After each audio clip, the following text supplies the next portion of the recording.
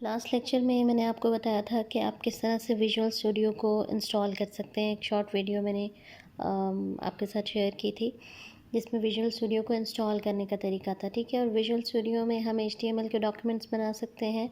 Visual studio code is for HTML documents, और उसके अलावा आप स्क्रिप्टिंग कर सकते हैं, ठीक है। जो आपके बुक के चैप्टर नंबर 3 में प्रोग्रामिंग फंडामेंटल्स में आपको स्क्रिप्टिंग भी सिखाई गई है कि जावा स्क्रिप्टिंग आप किस तरह से कर सकते हैं, ठीक है। अभी मैं विजुअल स्टूडियो कोड में आपके चैप्टर के पेज नंबर 92 की एग्ज़ाम्पल नंबर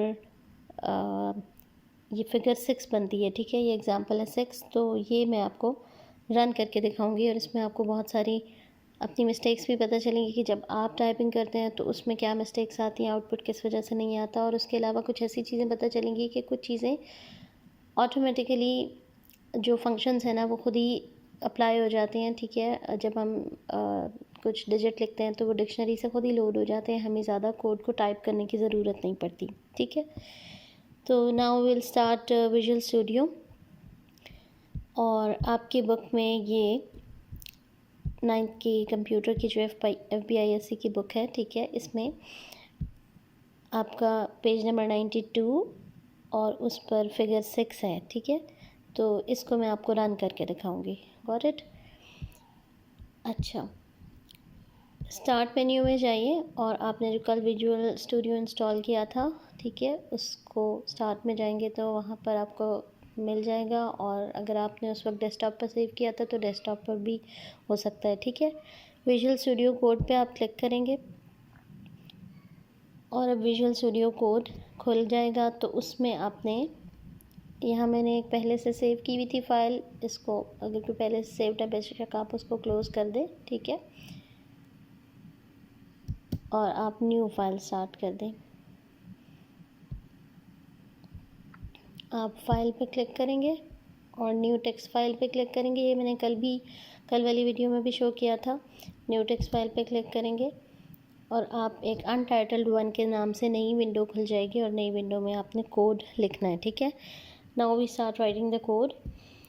सबसे पहले हमने डॉक्यूमेंट टाइप डिफ़ाइन करना होता है कि हम HTML काम कर रहे हैं तो हमने लैंग्वेज को यहाँ पर डिफ़ाइन करना है, ठीक है। तो आप इधर लिखेंगे जी डॉक्यूमेंट टाइप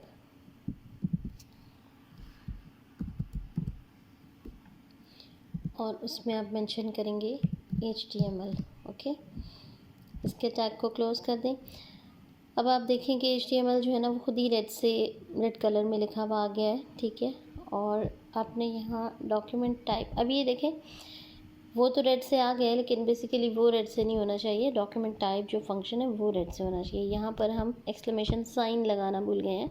ये मैं साथ साथ मिस्टेक्स आप लोगों को इसलिए बता रही हूँ कि आपको ये चीज़ें पता होनी चाहिए कि हम जब ये छोटे छोटे एक्सक्लेमेशंस या कॉमा फुल स्टॉप मिस कर देते हैं तो वो जो हमारी लैंग्वेज है उसकी डिक्शनरी कुछ चीज़ों को एक्सेप्ट नहीं करती, ठीक है। तो यहाँ पर हम एक्सक्लेमेशन का साइन लगाएंगे। अब आप देखें ये डॉक्यूमेंट टाइप HTML किस तरह से अपीयर हुआ है, ठीक है। नेक्स्ट इज़ आप नेक्स्ट लाइन में चले जाएं, ठीक है। तो आपका HTML का टैग लिखना है आपने। HTML का टैग स्टार्ट करना है। यहाँ पर जब आप HTML लिखते हैं तो यहाँ पर HTML का नाम खुद से आ जाता है, ठीक है। जब इसको ये हाईलाइटेड होगा ब्लू कलर में, यहाँ पे देखें ब्लू में हाईलाइटेड है, तो आपने इसको या तो क्लिक कर देना है या आपने एंटर का बटन प्रेस कर देना है, तो ये खुद एंटर हो जाएगा। और जब आप इसको क्लोज़ करेंगे तो इसके साथ जो क्लोजिंग HTML टैग है वो खुद ब खुद आ जाएगा। अब आपने इनके बीच में यहाँ पर आपका जो है कर्सर है, तो आपने इसको एंटर के बटन पर क्लिक करना है, तो आपका ये स्टार्टिंग और क्लोजिंग टैग HTML का खुद ही लग जाएगा, ठीक है। उसके बाद आपने बॉडी का टैग स्टार्ट करना है और इसी तरह से ये भी नीचे आ जाएगा। इसको आप क्लिक करेंगे तो ये एंटर हो जाएगा। बॉडी के एंगल ब्रैकेट्स, स्टार्टिंग टैग के एंगल ब्रैकेट्स जब आप क्लोज़ करेंगे तो आपके पास जो क्लोजिंग का बॉडी का टैग है वो खुद ब खुद आ जाएगा। एंटर का बटन प्रेस कीजिए। उसके बाद आपने पैराग्राफ के टैग में 2 IDs जो हैं वो लेने हैं, ठीक है। और ये हम लेते हैं P के टैग में ID इक्वल टू LEID के नाम से हमने यहाँ पर, अच्छा देखें, जब आप, ये मैं आपको दोबारा दिखाती हूँ, यहाँ पे जब आप डबल कोट्स लगाते हैं तो जो स्टार्टिंग डबल कोट है और एंडिंग डबल कोट है वो खुद लग जाता है, ठीक है। तो अब आपने एक मज़ीद डबल कोट नहीं लगाना, ना आपने बेस से बाहर जाना है। इसके अंदर आपने LEID के नाम से एक ID ली, ठीक है। उसके टैग को क्लोज़ किया और बीच में स्टैरस का साइन डाला कि इस पैराग्राफ के बीच में आप क्या साइन रखते हैं, ठीक है, कि आपने इस ID में किस साइन को डिस्प्ले कराना है प्रिंट में, ठीक है। यहाँ पर हमने स्पेस स्टैरस स्पेस, उसके बाद आपने एक नया पैराग्राफ का टैग लेना है, ठीक है, और उसमें एक और ID लेना है। ये आपकी बुक में एज इट है, मैं इसी तरह से कर रही हूँ जैसे दिया हुआ है, ताकि आपको समझ आए कि बुक की एग्जाम्पल किस तरह से रन हो रही है। यहाँ जब पैराग्राफ का टैग क्लोज़ करेंगे तो उसका क्लोजिंग टैग खुद ब खुद आ जाएगा। यहाँ पे आपने एक डॉलर का साइन देना है, ठीक है, डॉलर का, ये। उसके बाद आपने इसको नेक्स्ट लाइन में आपने आ जाना है, ठीक है। नेक्स्ट लाइन में आएंगे तो आपने अब स्क्रिप्टिंग स्टार्ट करनी है। स्क्रिप्ट जब आप लिखते हैं तो इसको एंटर करेंगे, टैग क्लोज़ करेंगे तो स्क्रिप्ट का क्लोजिंग टैग खुद आ जाएगा। इसको एंटर करें, यहाँ पर आपने स्क्रिप्ट लिखना है। पहले आप एक वेरिएबल डिक्लेयर कराते हैं element_1, ठीक है, के नाम से, और उसमें आप जो आपने IDs ऊपर ली हैं उनकी वैल्यूज़ गेट करते हैं, ठीक है। तो आप लिखते हैं डॉक्यूमेंट, जब आप डॉक्यूमेंट लिखते हैं तो आप ये खुद आ जाएगा, आपने इसको एंटर प्रेस करना है, फिर आपने डॉट लिखना है। जब आप डॉट लिखेंगे तो G लिखेंगे तो गेट एलिमेंट बाय ID, ये देखें ये खुद आ गया है। तो इसको आप, ये जो कीबोर्ड पर अप एंड डाउन की कर्सर कीज़ होती हैं, इनसे भी क्लिक करके ऊपर नीचे कर सकते हैं। और आप इसको जब क्लिक करेंगे या एंटर प्रेस करेंगे, इसको हाईलाइट कर कर, तो आप इसे एंटर प्रेस करेंगे, ये खुद ब खुद अपीयर हो जाएगा, ठीक है। और इसको फिर आपने पैरेंथेसिस डाली, देखें क्लोजिंग पैरेंथेसिस खुद ब खुद आ गई है, ठीक है। और इसके अंदर आपने जो ID का नाम रखा था वो एंटर कर दिया, ठीक है। अब स्क्रिप्ट में जितनी भी स्टेटमेंट्स होती हैं उनको हम सेमी कॉलन पर टर्मिनेट करते हैं, ठीक है। नेक्स्ट इज आपने एक और वेरिएबल रखा element_2 इक्वल, उसके बाद आप लिखेंगे डॉक्यूमेंट, लिखेंगे एंटर, डॉट गेट लिखेंगे तो गेट एलिमेंट बाय ID खुद आ जाएगा। इसको क्लिक किया, उसके बाद यहाँ पर हमने जो पैरेंथेसिस थी तो क्लोजिंग पैरेंथेसिस खुद आ गई, डबल कोट्स, और इसके बीच में आपने HDOM के नाम से जो दूसरी ID रखी थी वो ले ली, ठीक है। अभी इन IDs की वैल्यू हमने डिस्प्ले नहीं कराई, उसको डिस्प्ले कराने के लिए ही हम ये प्रोग्राम कर रहे हैं, ठीक है।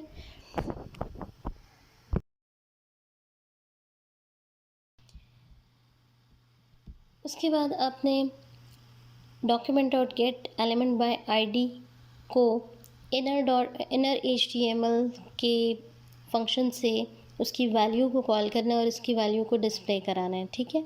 अभी आप देखें आप क्या लिखेंगे, document dot gate element by ID, ठीक है।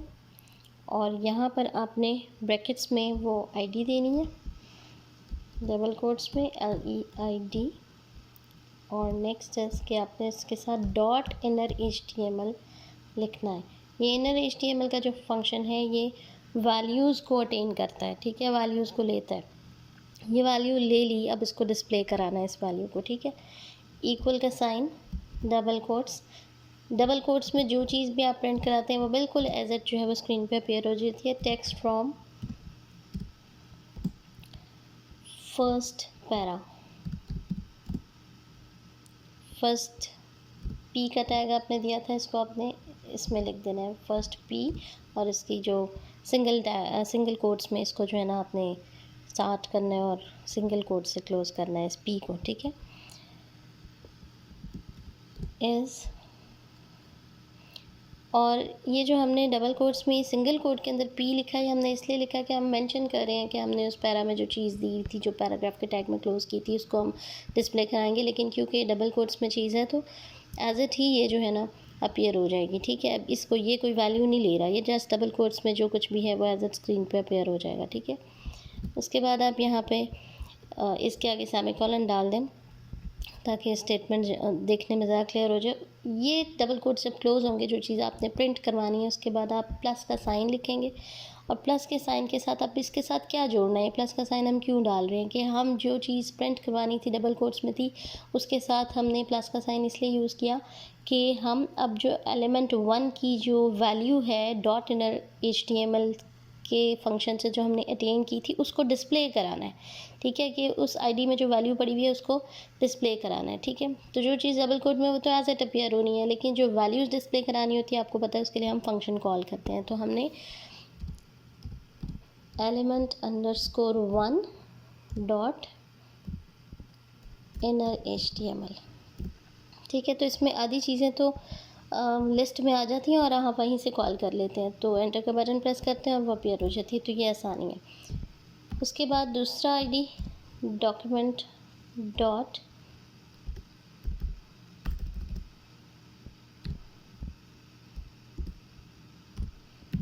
गेट एलिमेंट बाय आईडी, और इसमें आपने जो सेकंड आईडी थी hdom,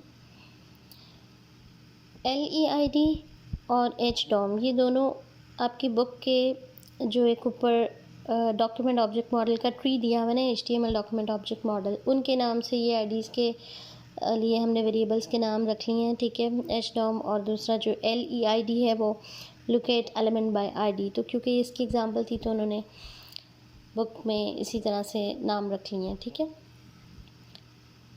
hdom के साथ dot inner HTML and equal का साइन, इक्वल के साइन के बाद हमने वो टेक्स्ट देना है,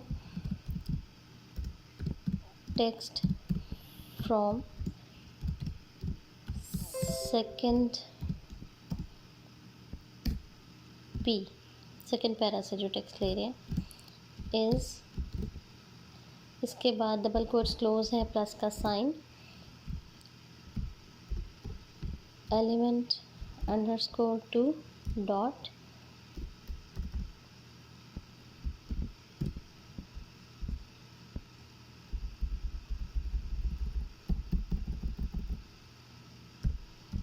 इनर HTML, और सेमीकोलन को टर्मिनेट कर दें यहाँ से, सेमीकोलन से आप। अब आपने ये तो वैल्यूज़ इस तरह से प्रिंट कराएं कि आपने ये जो डबल कोट्स में है इसको एज इट प्रिंट करा के इसके साथ जोड़ दिया एलिमेंट 1 की वैल्यू, और इस चीज़ को सारे को गेट एलिमेंट बाय आईडी से आपने वैल्यू लेकर और इस प्लस के साइन के साथ और डबल कोट्स में अपनी प्रिंटिंग स्टेटमेंट देकर और साथ में इसको कॉल करके वैल्यू डिस्प्ले करा दी। दूसरा तरीका है कि गेट डॉक्यूमेंट डॉट राइट से आप वैल्यू को कैसे डिस्प्ले कराएंगे, ठीक है। तो अभी आप क्या करेंगे कि डॉक्यूमेंट डॉट राइट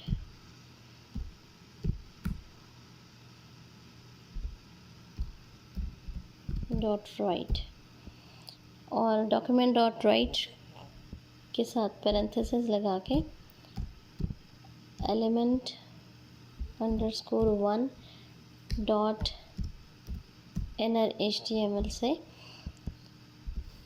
उस वैल्यू को राइट करवाएंगे, ठीक है।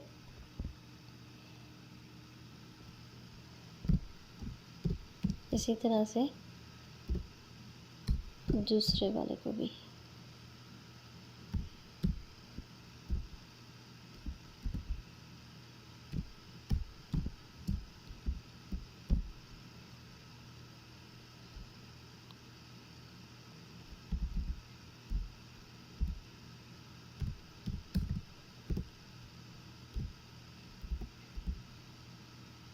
सॉरी, इसको डिलीट करें और इसका क्लोजिंग टैग लगा हुआ था, मैंने दोबारा लगा दिया।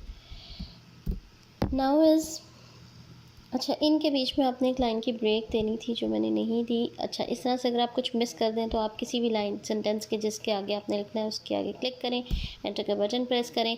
कुछ बच्चे डिलीट करके दोबारा लिखते हैं, उसको ना करें। ठीक है, आपने यहाँ क्लिक किया, एंटर का बटन प्रेस किया, आप इस ब्लैंक लाइन में आ गए हैं और यहाँ पर आपने लाइन ब्रेक देनी है। तो डॉक्यूमेंट डॉट राइट से ही हम लाइन ब्रेक भी दे देंगे। डॉक्यूमेंट डॉट राइट और लाइन ब्रेक को हमने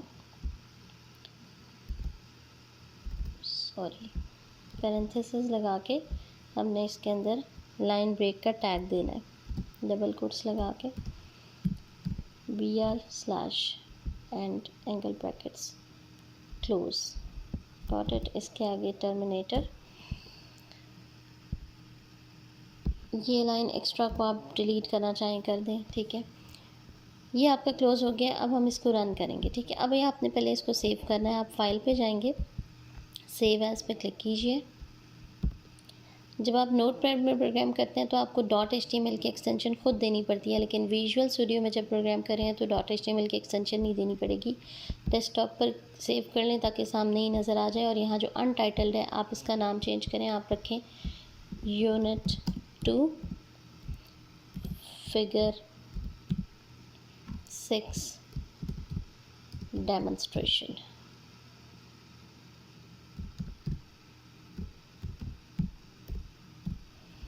यूनिट 2 का फिगर 6 की डेमोन्स्ट्रेशन है ये। ठीक है, और आप इसको सेव कर लें। .html ऑलरेडी ये देखें सेव एज टाइप, इसकी टाइप पहले से सिलेक्ट हुई हुई है।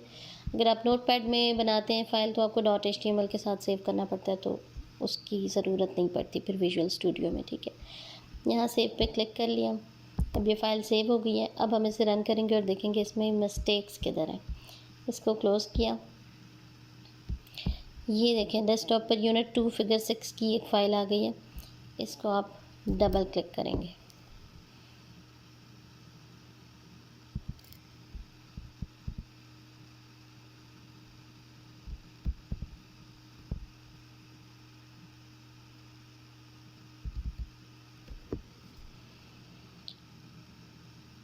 Now look here,